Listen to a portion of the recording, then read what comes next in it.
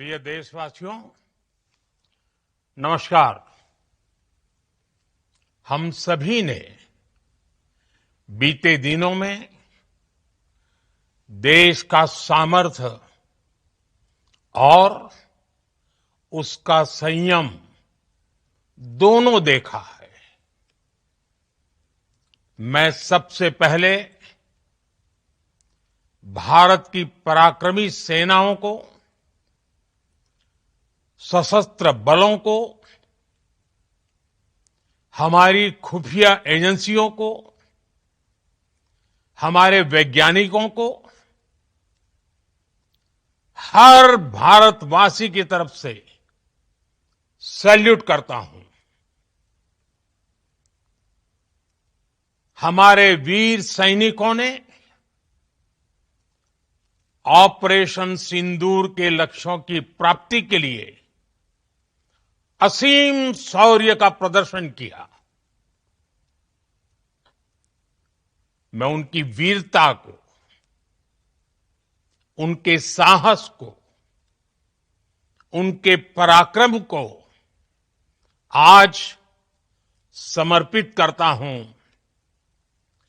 हमारे देश की हर माता को, देश की हर बहन को और देश की हर बेटी को ये पराक्रम समर्पित करता हूं। साथियों, 22 अप्रैल को पहलगाम में आतंकवादियों ने जो बर्बरता दिखाई थी, उसने देश और दुनिया को झकझोर दिया था। छुट्टियां मना रहे निर्दोष मासूम नागरिकों को धर्म पूछकर उनके परिवार के सामने, उनके बच्चों के सामने बेरहमी से मार डालना, यह आतंक का बहुत विभत्स चेहरा था, क्रूरता थी। ये देश के सद्भाव को तोड़ने की घिनौनी कोशिश भी थी। मेरे लिए व्यक्तिगत रूप से ये पीड़ा बहुत बड़ी थी। इस आतंकी हमले के बाद सारा राष्ट्र, हर नागरिक, हर समाज, हर वर्ग, हर राजनीतिक दल एक स्वर में आतंक के खिलाफ कड़ी कार्रवाई के लिए उठ खड़ा हुआ। हमने आतंकवादियों को मिट्टी में मिलाने के लिए भारत की सेनाओं को पूरी छूट दे दी और आज हर आतंकी, आतंक का हर संगठन जान चुका है कि हमारी बहनों बेटियों के माथे से सिंदूर हटाने का अंजाम क्या होता है। साथियों, ऑपरेशन सिंदूर ये सिर्फ नाम नहीं है, ये देश के कोटि कोटि लोगों की भावनाओं का प्रतिबिंब है। ऑपरेशन सिंदूर न्याय की अखंड प्रतिज्ञा है।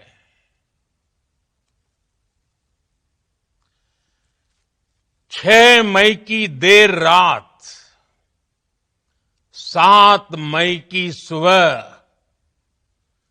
पूरी दुनिया ने इस प्रतिज्ञा को परिणाम में बदलते देखा है। भारत की सेनाओं ने पाकिस्तान में आतंक के ठिकानों पर,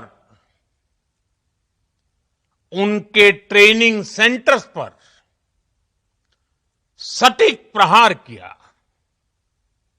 आतंकियों ने सपने में भी नहीं सोचा था कि भारत इतना बड़ा फैसला ले सकता है। लेकिन जब देश एकजुट होता है, नेशन फर्स्ट की भावना से भरा होता है, राष्ट्र सर्वोपरि होता है, तो फौलादी फैसले लिए जाते हैं, परिणाम लाकर दिखाए जाते हैं। जब पाकिस्तान में आतंक के अड्डों पर भारत की मिसाइलों ने हमला बोला, भारत के ड्रोन्स ने हमला बोला, तो आतंकी संगठनों की इमारतें ही नहीं, बल्कि उनका हौसला भी थर्रा गया। बहावलपुर और मुरिद के जैसे आतंकी ठिकाने एक प्रकार से ग्लोबल टेररिज्म की यूनिवर्सिटीज रही है। दुनिया में कहीं पर भी जो बड़े आतंकी हमले हुए हैं, चाहे 9/11 हो, चाहे लंदन ट्यूब बॉम्बिंग हो, या भारत में दशकों से जो बड़े बड़े आतंकी हमले हुए हैं, उन सब के तार कहीं ना कहीं आतंक के इन्हीं ठिकानों से जुड़ते रहे हैं। आतंकियों ने हमारी बहनों का सिंदूर उजाड़ा था, इसलिए भारत ने आतंक के ये हेडक्वार्टर्स उजाड़ दिए। भारत के इन हमलों में 100 से अधिक खूंखार आतंकवादियों को मौत के घाट उतारा गया है। आतंक के बहुत सारे आका बीते 2.5-3 दशकों से खुलेआम पाकिस्तान में घूम रहे थे, जो भारत के खिलाफ साजिशें करते थे। उन्हें भारत ने एक झटके में खत्म कर दिया। साथियों, भारत की इस कार्रवाई से पाकिस्तान घोर निराशा में गिर गया था, हताशा में गिर गया था, बौखला गया था। और इसी बौखलाहट में उसने एक और दुस्साहस किया। आतंक पर भारत की कार्रवाई का साथ देने के बजाय पाकिस्तान ने भारत पर ही हमला करना शुरू कर दिया। पाकिस्तान ने हमारे स्कूलों, कॉलेजों को, गुरुद्वारों को, मंदिरों को, सामान्य नागरिकों के घरों को निशाना बनाया। पाकिस्तान ने हमारे सैन्य ठिकानों को निशाना बनाया।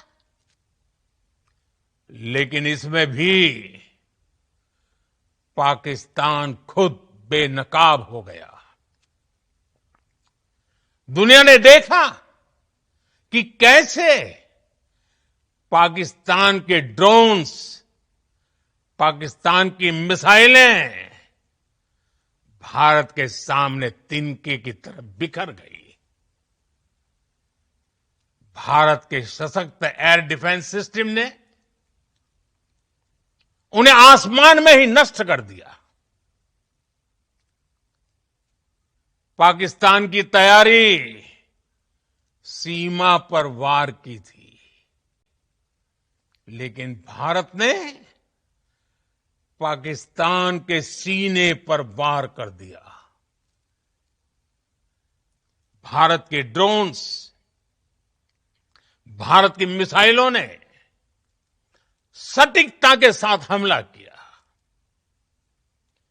पाकिस्तानी वायुसेना के उन एयरबेस को नुकसान पहुंचाया, जिस पर पाकिस्तान को बहुत घमंड था। भारत ने पहले 3 दिनों में ही पाकिस्तान को इतना तबाह कर दिया जिसका उसे अंदाजा भी नहीं था। इसलिए भारत की आक्रामक कार्रवाई के बाद पाकिस्तान बचने के रास्ते खोजने लगा। पाकिस्तान दुनिया भर में तनाव कम करने के लिए गुहार लगा रहा था और बुरी तरह पीटने के बाद इसी मजबूरी में 10 मई की दोपहर को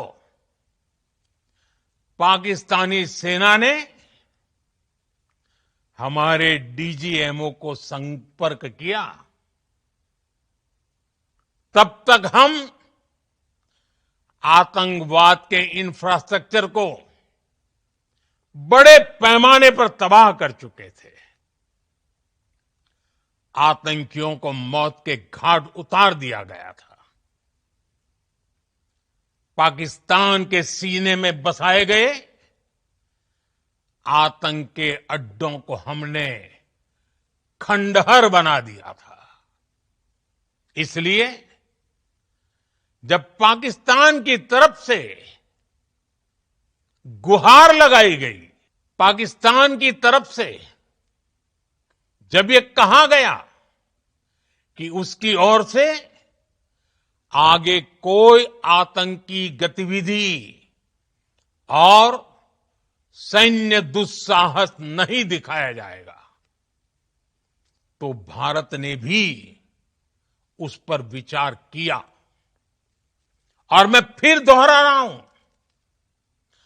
हमने पाकिस्तान के आतंकी और सैन्य ठिकानों पर अपनी जवाबी कार्रवाई को अभी सिर्फ स्थगित किया है।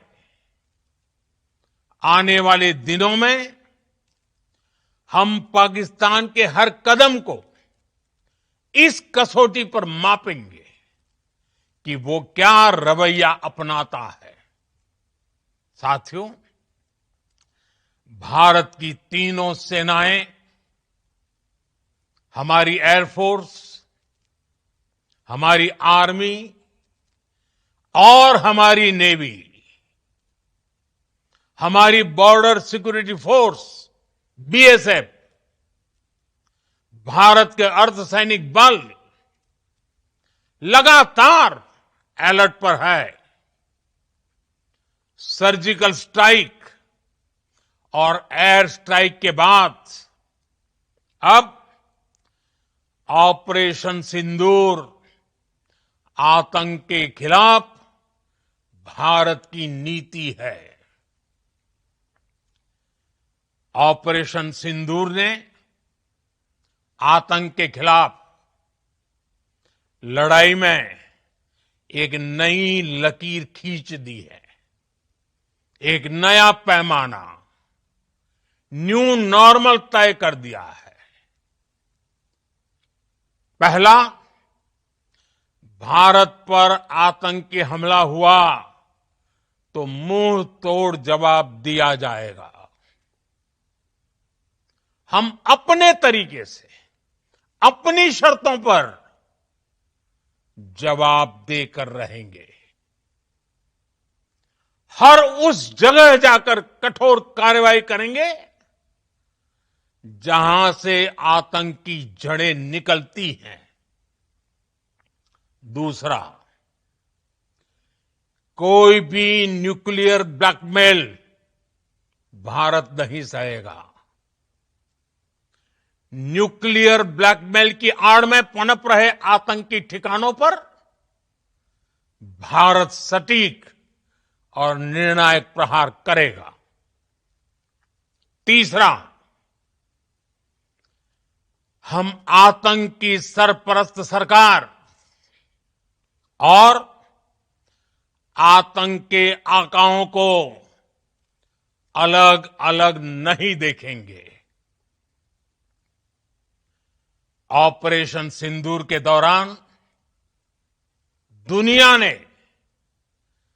पाकिस्तान का वो घिनौना सच फिर देखा है, जब मारे गए आतंकियों को विदाई देने पाकिस्तानी सेना के बड़े बड़े अफसर उमड़ पड़े।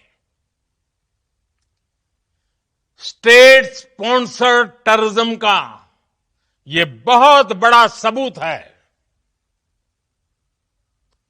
हम भारत और अपने नागरिकों को किसी भी खतरे से बचाने के लिए लगातार निर्णायक कदम उठाते रहेंगे। साथियों, युद्ध के मैदान पर हमने हर बार पाकिस्तान को धूल चटाई है और इस बार ऑपरेशन सिंदूर ने नया आयाम जोड़ा है। हमने रेगिस्तानों और पहाड़ों में अपनी क्षमता का शानदार प्रदर्शन किया और साथ ही न्यू एज वॉरफेयर में भी अपनी श्रेष्ठता सिद्ध की। इस ऑपरेशन के दौरान हमारे मेड इन इंडिया हथियारों की प्रामाणिकता सिद्ध हुई।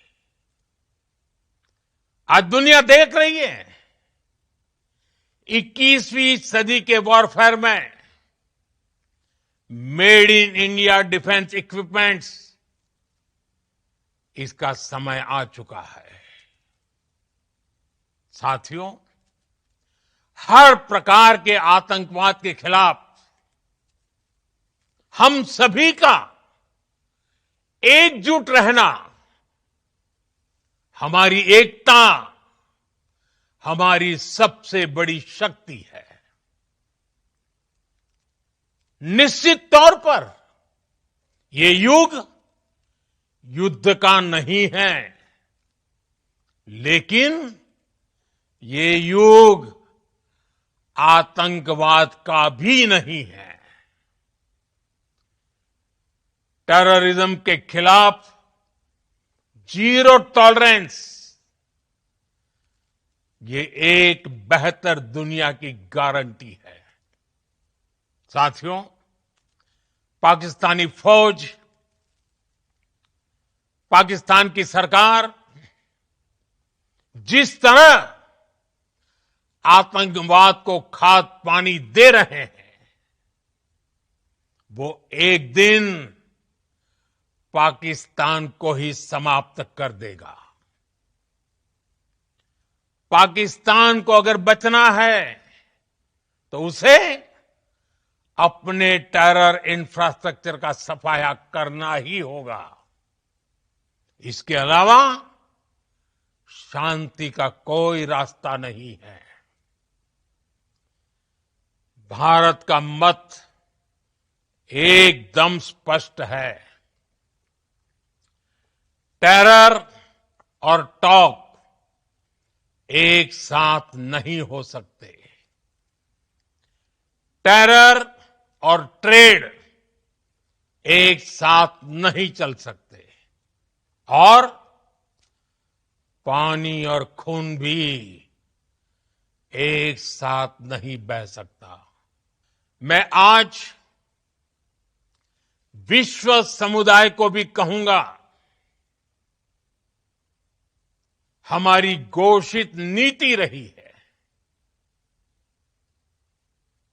अगर पाकिस्तान से बात होगी तो टेररिज्म पर ही होगी। अगर पाकिस्तान से बात होगी तो पाक ऑक्युपाइड कश्मीर पीओके उस पर ही होगी। प्रिय देशवासियों, आज बुद्ध पूर्णिमा है। भगवान बुद्ध ने हमें शांति का रास्ता दिखाया है।